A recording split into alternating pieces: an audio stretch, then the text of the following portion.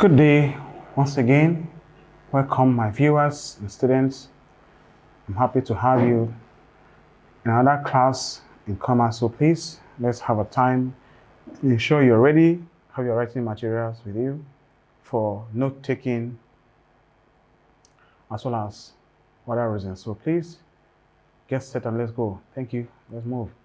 And today we are going to be looking at the following areas in the topic occupation. We're going to be defining occupation. We state the classes of occupation. Then we state the factors that determine the type of occupation and employment. So this is the area we're going to focus in this topic of discussion now. Occupation refers to an individual's role in society. It refers to an individual's role in society. It can be a profession or another pursuit such as students, homemaker, or retiree. Occupations are usually described in the most general terms possible. Okay? They are individuals' role in society in description, okay?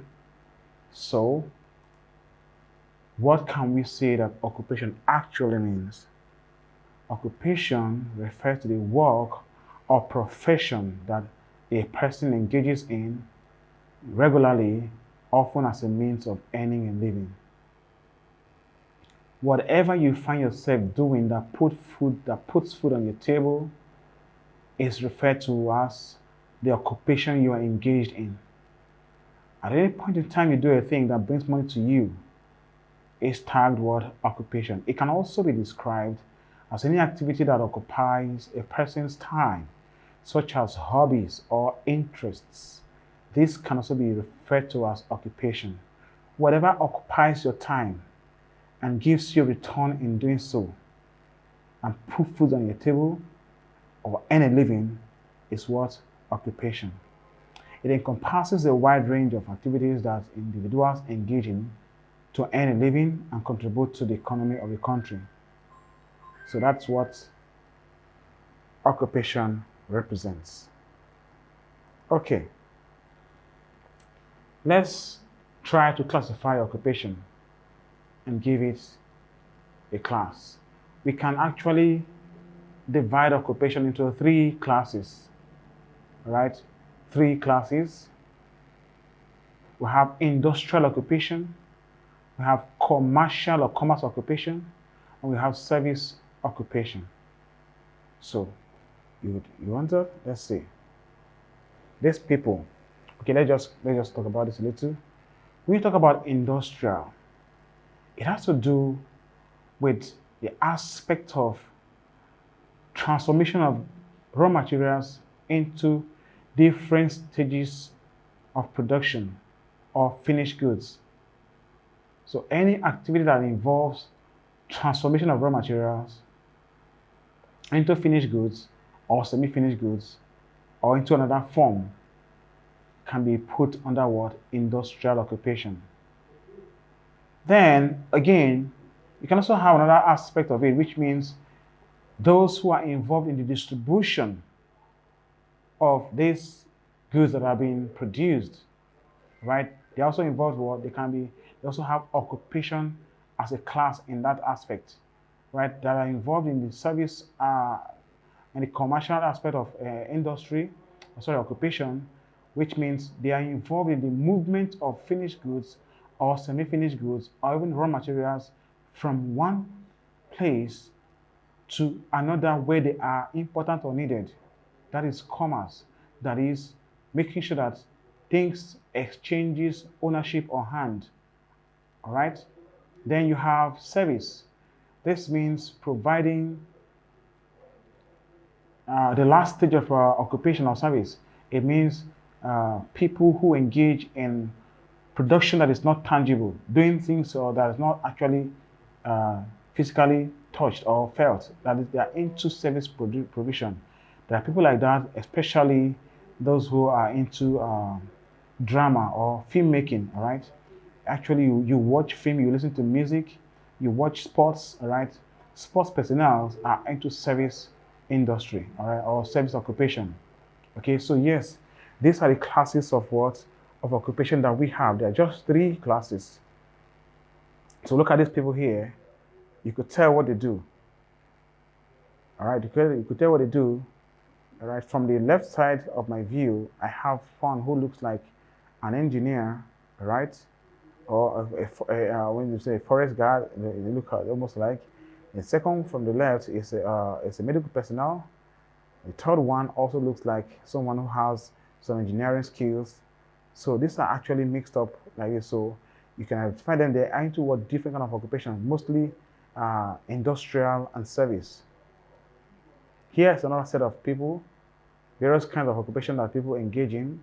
You can see those in the medical aspect, those in the legal industry, those who are in the business aspect, technical aspect, construction, and so on. Or service also related here. So if you can identify these people, then of course you know that what occupation distribution. Now let's talk about industrial. Each of those classes of occupation.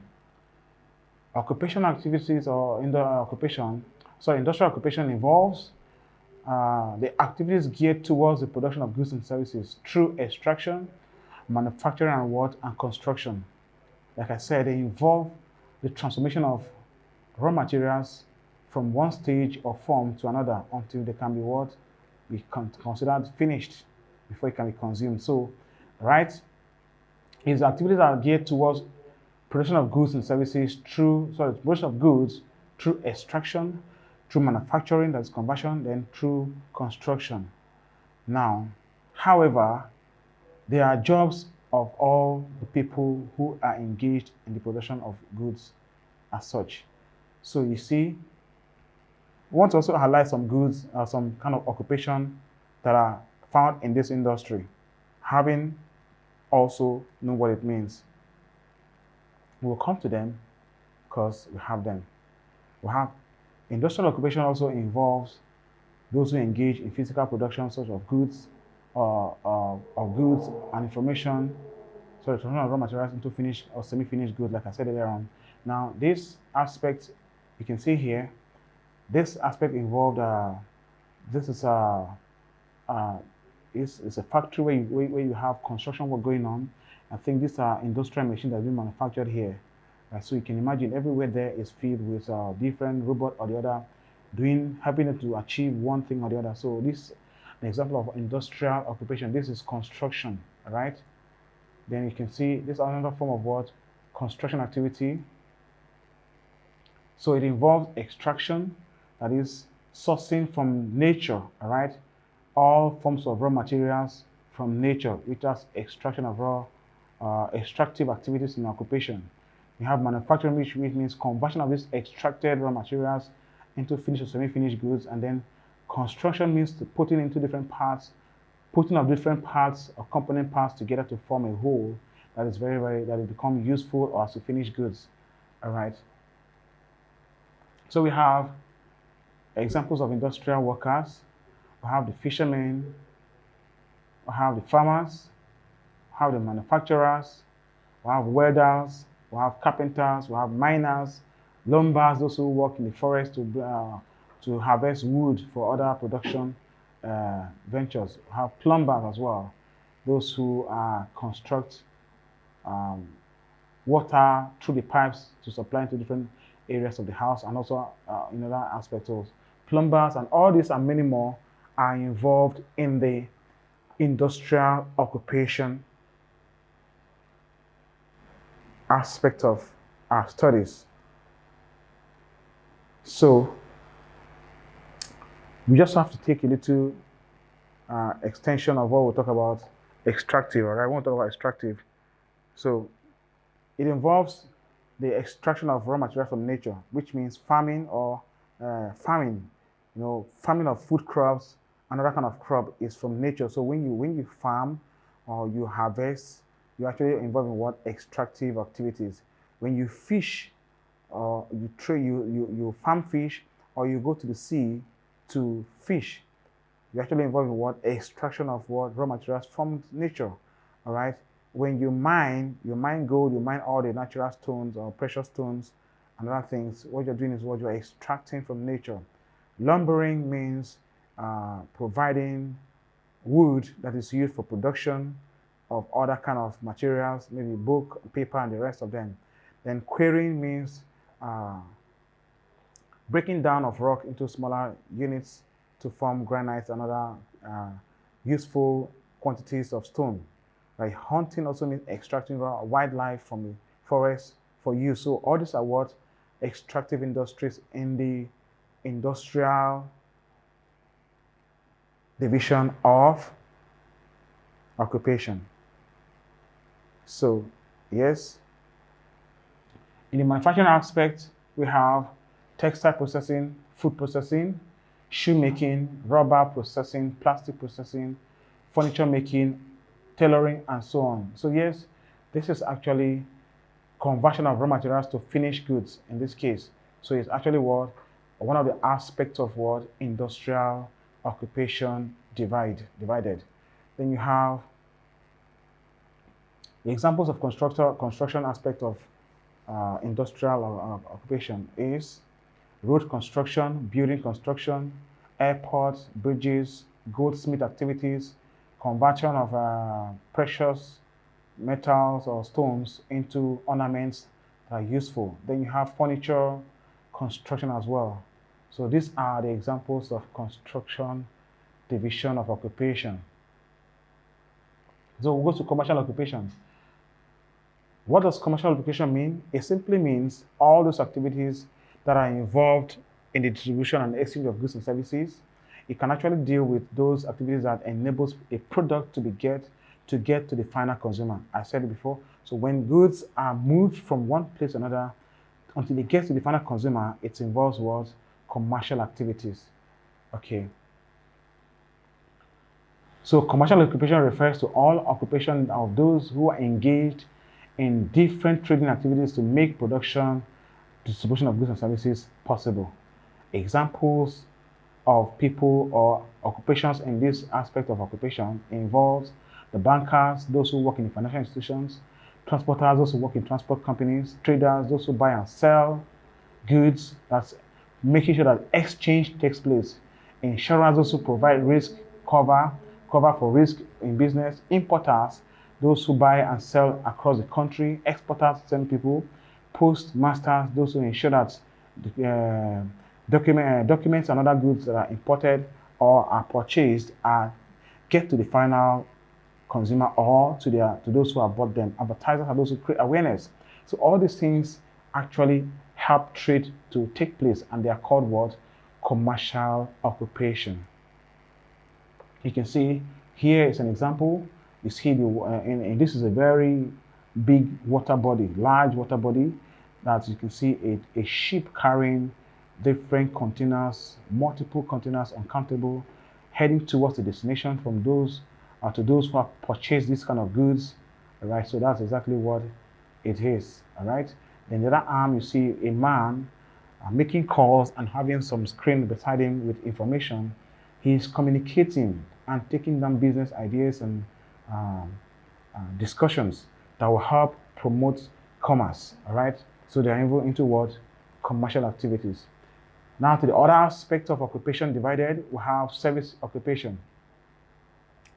Service occupation are those jobs that are not directly concerned with the production of physical goods, but provide people with tangible products or services and completes tasks that are useful to customers, clients, businesses, or the general public. So what they do is that they provide services and not tangible products. Okay, they provide services and helps to complete tasks that help users or consumers to meet their own personal needs. So they include travels, they include hospitality, help finance, transportation, education, healthcare, real estate, entertainment, or mass media services.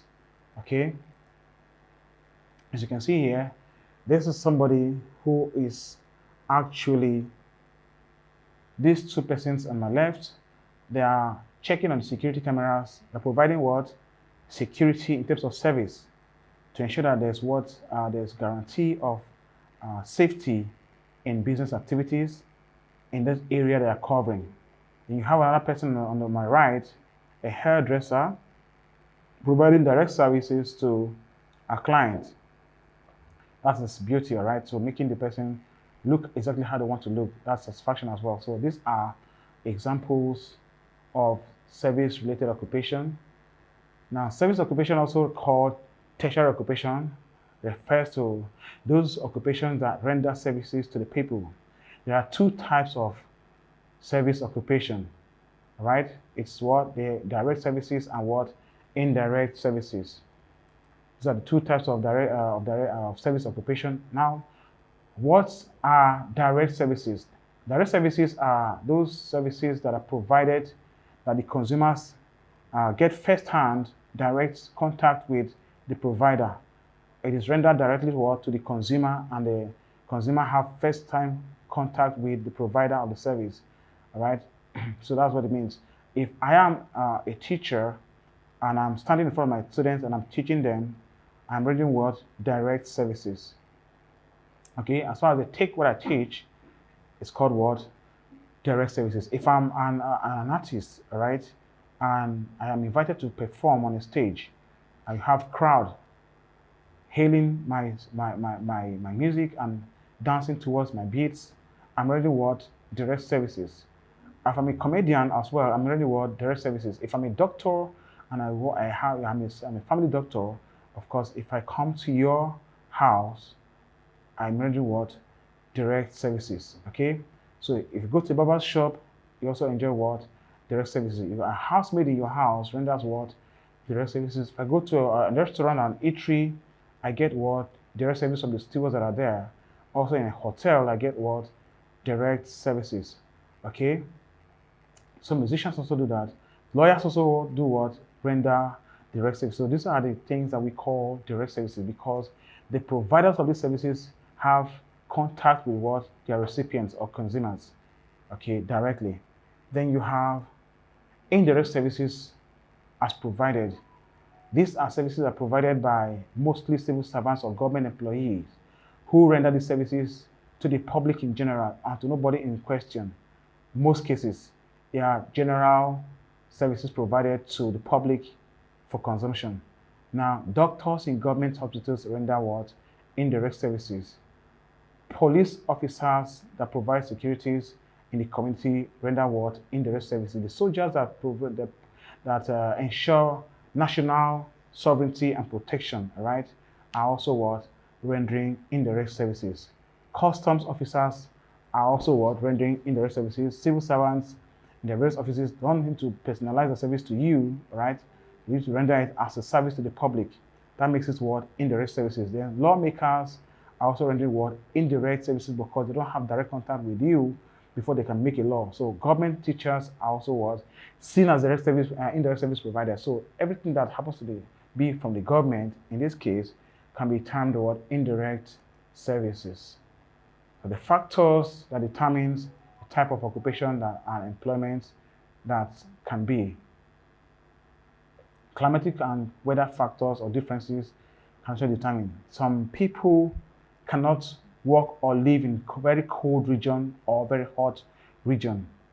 Okay, so such a place will have jobs that are primarily concerned with such a weather, or that can thrive with such weather. So anyone who is repulsive to such a weather will not be able to work or get employment in such a place. So weather and climate can actually affect or determine the kind of occupation and employment that exists in a place. Okay, then you have education, skill, and training. Of course, if you have been trained in school, you went to school, you have different levels of school: primary, nursery, primary, secondary, tertiary, and possibly masters and other higher degrees.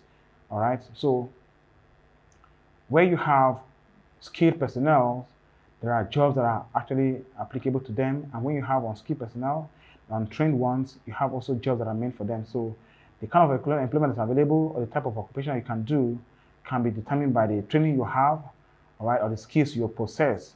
All right, footballers don't need to go working with their sitting down in the office. All right, they need their legs, their head, their hands, their entire body actively working to provide that service. All right, football service to their employers who make money through their services. All right, they also, that is it. Okay, so that training is required for such a job, and doctors as well that have been trained to maintain health, good health.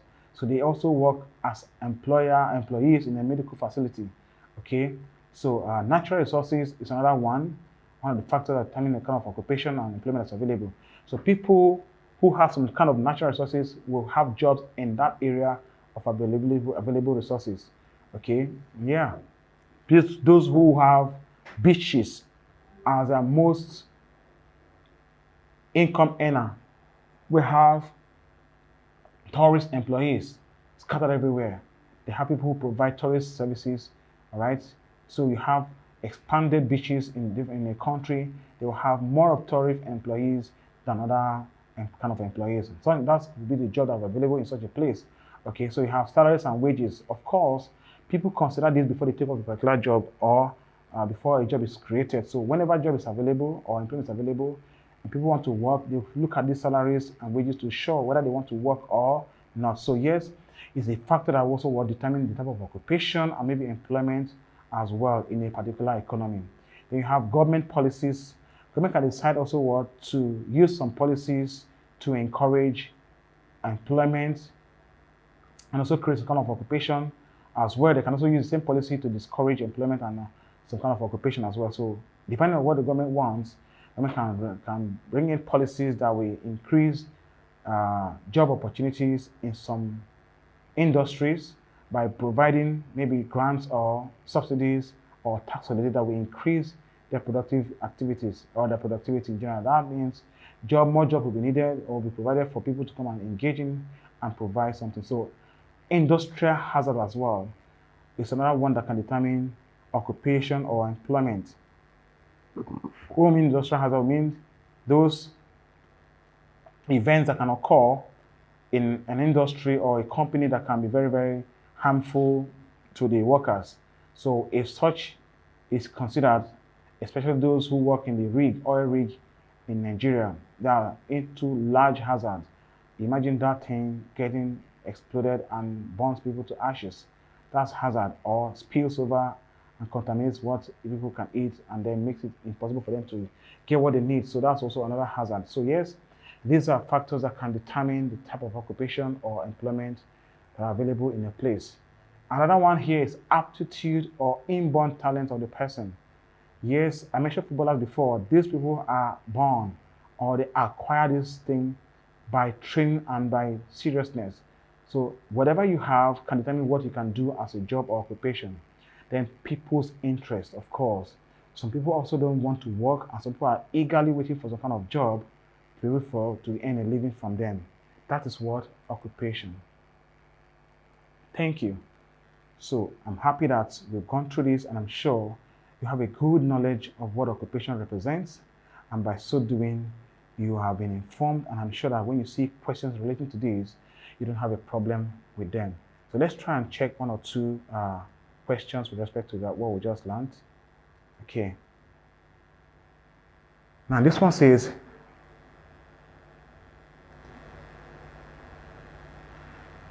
farmers and all other workers concerned with getting raw materials from the earth are engaged in what? They are engaged in extractive occupation. Can you see it now? Then you have another one. Wow. Okay. Well, let's just answer this. So the appropriate label for X is what? You already know. It's what? Commerce. So the X here represents what?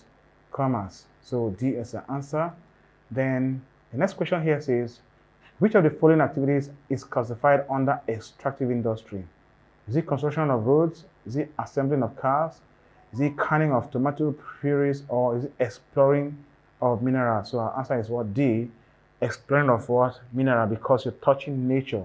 You're getting resource from what? Nature. Transforming raw materials into finished goods is an example of what type of occupation or production. We have what? We have direct service, secondary service, secondary production, primary production, and tertiary production. Our answer is what? Secondary production. The next question we're going to see is, house builders belong to which kind of occupation or industry? We have manufacturers or manufacturing industry, tertiary occupation, commercial occupation, construction occupation or industry. What are they? They are construction industry related. An insurance broker is involved in what? They are involved in commercial occupation. Okay, please, I will advise you to check up on our exam guide and answer more of this question based on what you've learned. Please do so, and to help you to prepare more and get you well informed. Thank you very much. God bless you, and see you in our next lesson.